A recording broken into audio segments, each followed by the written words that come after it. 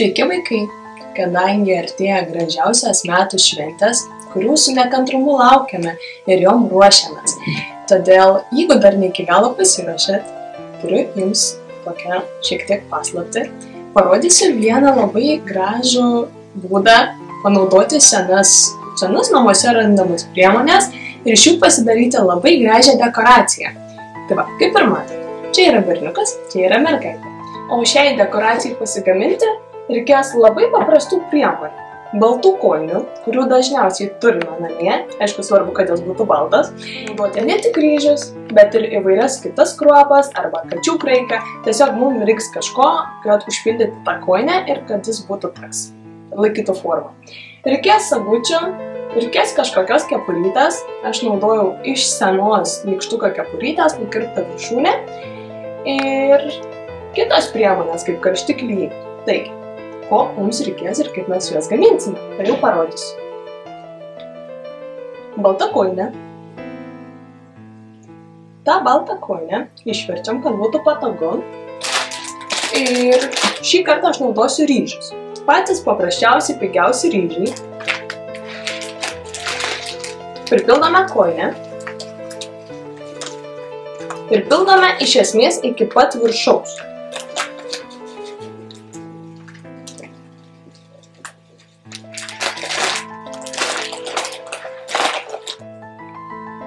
Svarbu, kad atrodytų kupina, galite pripilsite daugiau, besmegenis bus didesnis, pripilsite mažiau, bus mažesnis. Tai susitvarkom. Gal dar truputį.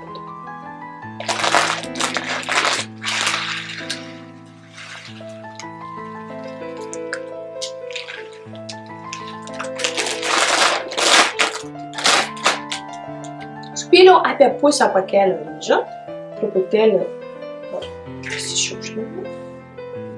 Taigi, kojinė pripildyta. Sekantis etapas, galite naudoti siūlą, aš naudosiu vielą, kad būtų paprasčiau. Surišame viršų, sutvirtinam kojinę, kad ryžiai neišbyrėtų.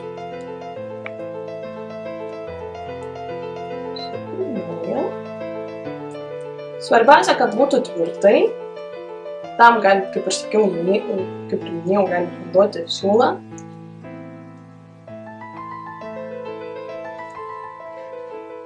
Sukame ir šiek tiek paslėpame.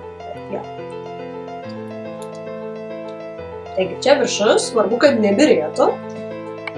Tada šiek tiek padalinsime, kad būtų galvytė ir būtų kūnelės. Galvytė palieka mažesnė negu kūnelė.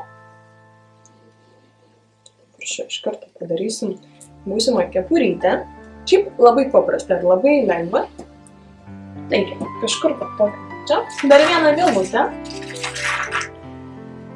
Arba siūlas, arba kaspinėlis, arba gumytę, ką turit lengva. Paskirstam, padarom galvytę, bet galvytę irgi turiu turėti ryžių viduje lavalį, kad būtų standi ir laikytų formą. Kad atrodytų minus simetriškai. Gerai, užsukam galvytę. Jeigu matot, kad dar šiek tiek trūksta ryžių, aš netgi taip dar pavarstau, kad galvytė išlaikytų formą.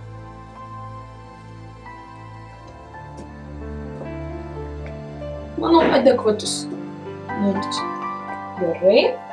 Taigi, kaip ir sakiau, sukarpiau, neturiu kepurytės parodyti, kaip padaryti, bet tiesiog sukarpiau seną nykštuko kepurytę, nukirpau patį viršų ir sekantį dar nukirpau vieną juostelę, tiesiog iš kepurės, kurią panaudosiu kaip šalikėlį. Tai pirmiausia, suformuojam tą viršų, kurį suvyniojam, suformuojam kaip tokią galvytę. Ir uždedam tokią kepurėlę. Iš čia atrodo. Bet turim jau šiokį tokį žmogeliuką. Sekantis dalykas, uždedam šalikėlį, kad be smegenio nebūtų šalta.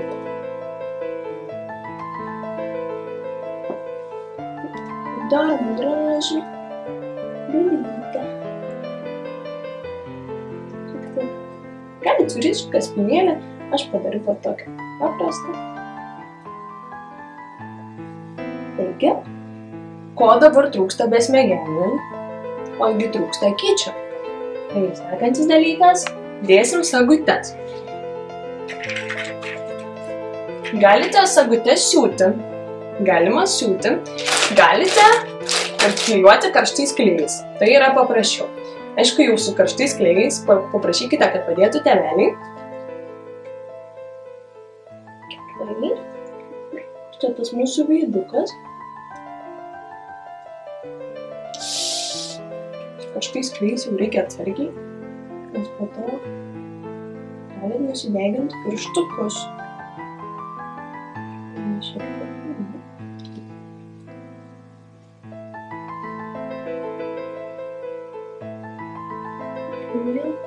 Vieną akytę.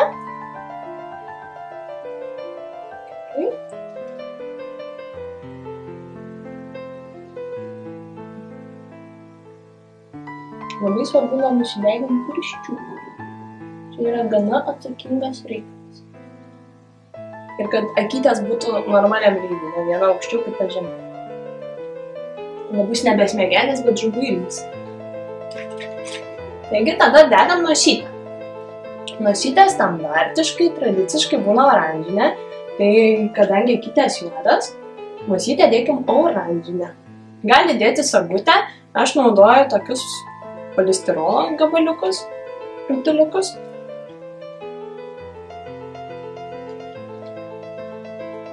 Aišku, labai svarbu atsargiai padaryti. Nosytę.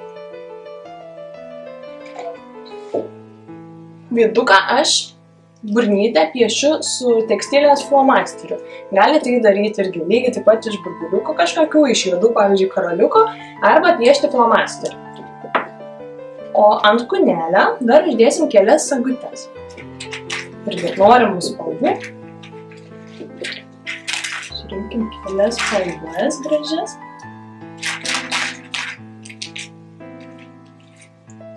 Gražios spalvos. Pradėkime nuo geltonos. Uždedam lašiuką karštų klijų ir klijuojam kažkur ant kūnelio. Sekantis, dėkim žalią, padarykim 3 spalvas. Kurioje pas mane viena.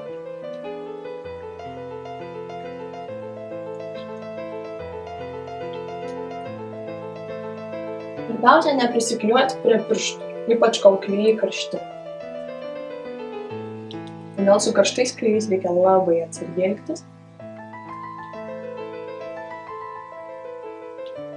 Jeigu neturite karštų klijų namie, iš tikrųjų galite naudoti ir, pavyzdžiui, moment klijus, bet jau juos jau su tėvų priežiūra taip pat, nes jie irgi labai staigiai limpantis ir gali sudaryti problemų.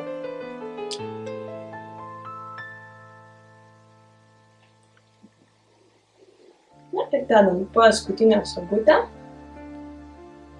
priklijuojam ant pilvuką, pasistengiam, kad būtų plius minus simetriškai. Dabar šiek tiek šalikėlė, o taip pat šiek tiek lenda vielą. Galim netgi tą vielą prikirpti. Ir tada nebebus problemos.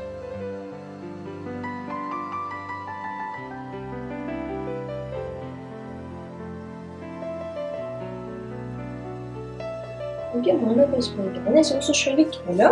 Dabar nupiešiu burnytę. Burnytę galite piešti tiesiog kaip šypsenėlę, galite dėlioti kaip standartiškai taškiukus. Tai man besmegenis tradiciškai turbūt su taškiukais. Pieškim tokią smagią šypsenėlę.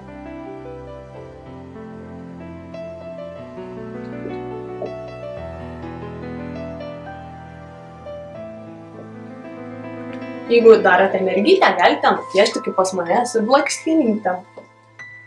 Ir nebūtinai šalikėlis arba kepurytė turi būti tokia. Galite ir kepurytei panaudoti seną spalvotą kojinę ir iš jos padaryti kepurytę. Tik surišite viršų ir gausis kepurėlė. Galite daryti kaip norite, galite kūnelį daryti kitokį. Čia jau kiekvieno tiesiog išmonė.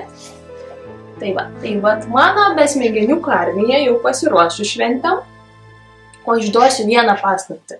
Per Kalėdas šitie besmegeniukai gali būti kaip dekoracija, o pasibaigus šventėms labai geras jo panaudojimo būdas. Iš tikrųjų, aš irgi jau apgalvojau, kad galima jį panaudoti kaip drėgmės surinkiklį. Ir pati planuoju po švenčių šitą besmegeniuką pasidėti pas save automobilį, kad surinktų automobilio drėgmę, kadangi ryžiai sutraukia labai daug drėgmės ir nebūtinai ryžiai, taip pat ir kačių kraikas. Todėl nereikės išmesti, galėsit panaudoti palei ne visai paskirtį, bet išnaudoti naudingai. Tai va, tai parodžiau, kaip pasigaminti tokį labai gražų dekorą iš labai paprastų priemonių, kurių rasim kiekvienas namuose. Tai va, labai paprasta kiekvienam, net ir mažiausiam, šiek tiek su trupučiu pagalbos galbūt tėvų, bet pasidarysite ar turėsite savo rankomis gamintą namų dekorą. Tai pasiruošėm šventėm, tikiuosi mano patarimas jums patiko. Turite puikų pavyzdį, ką galite pasidaryti, nebūtinai daryti taip, galite pasitelkti savo fantaziją ir daryti kaip patys sugalvoti. Ir kaip ir sakiau, artėja šventės, tai gražių švenčių.